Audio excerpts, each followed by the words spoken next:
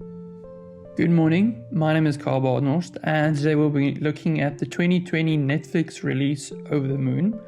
So this movie was released on 23rd of October 2020 and was directed by Glenn Keane, co-directed by John Carnes, and you might know them from their works on Disney films such as Tarzan, The Little Mermaid, Beauty and the Beast, Tangled, and but this was their first international release that they wrote themselves, and you can definitely see the Disney influences in this film. I mean, everybody has their own little pet that goes around with them. It has nice catchy songs, but yeah, all in all, I enjoyed this movie. So the movie had a budget of 44 million, and you can really see it.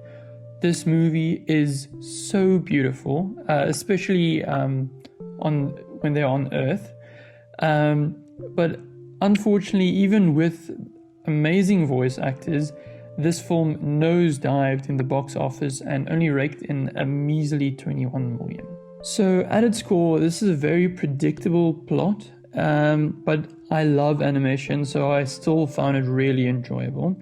So the movie is about a girl in China who has a love for fables, especially a fable about a moon goddess, Chang'e.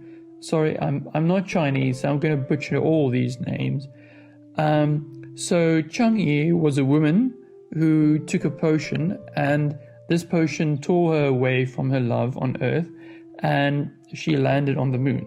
So the story starts when the main character, Fei Fei, is 10 years old, and as time goes on, her mother gets sick, and eventually she dies. And this hits Fei Fei really hard, and about 4 years later, her father starts dating again, and Fei Fei is clearly not ready to move on. She feels that her father should love her mother forever, like the moon goddess waits forever for her love to come back to her. So as an A-grade student, she builds a rocket to fly to the moon and prove to her father that this moon goddess is real, and by doing this, keep him from remarrying. For this beautiful world that they've animated, they also created an array of beautiful characters. And the entire cast is Chinese. It's 100% Chinese cast, except for Glenn Keane, who makes a cameo as rail worker number 3.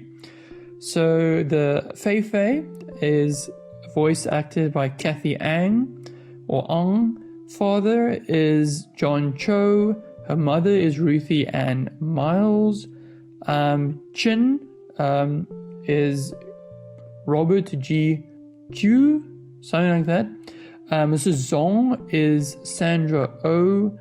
The moon goddess, Bungie, is Eddie Ichika, something like that.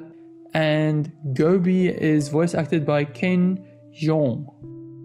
So all of the characters is so beautifully designed, and when looking at the space goddesses outfits, my word, they are amazing. Each one is different and they're all beautiful. I really love them, especially when you first see her. I was really shocked. I thought it was going to be this very like a flowy dress, but my word, that was nice.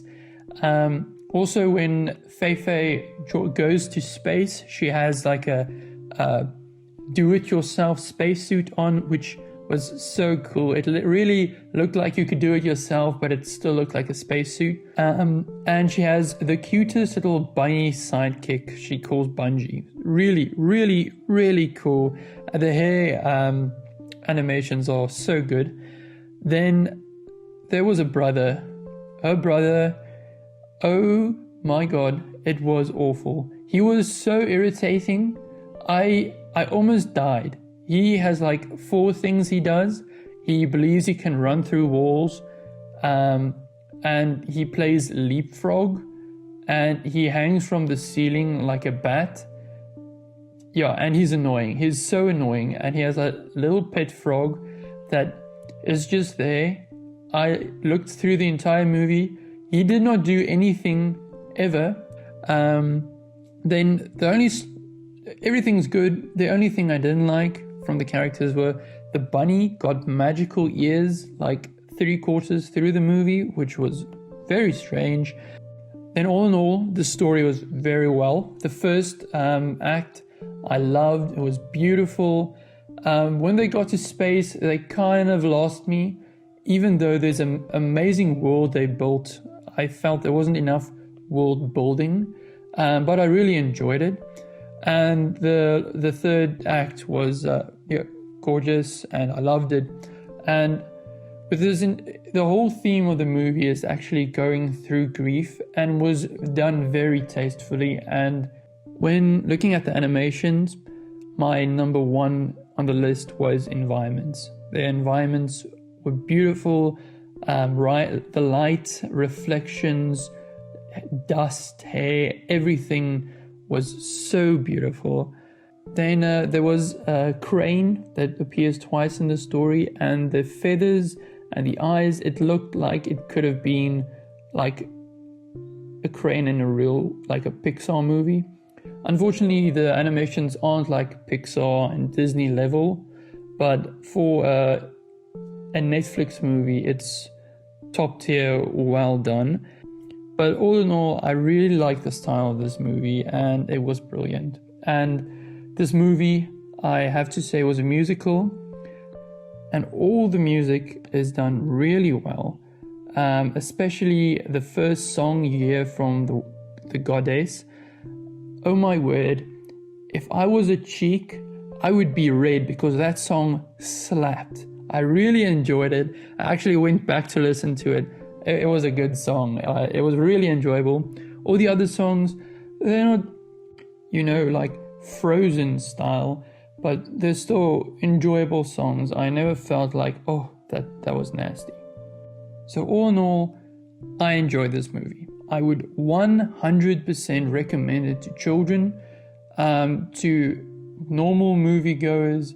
It wasn't exceptional, but it was enjoyable. If you really like animation, go watch it. If you don't like animation, there are so many good movies you should rather watch, but I enjoy animation, so I liked it. From me, it gets a solid 6. It wasn't above average, but it was enjoyable.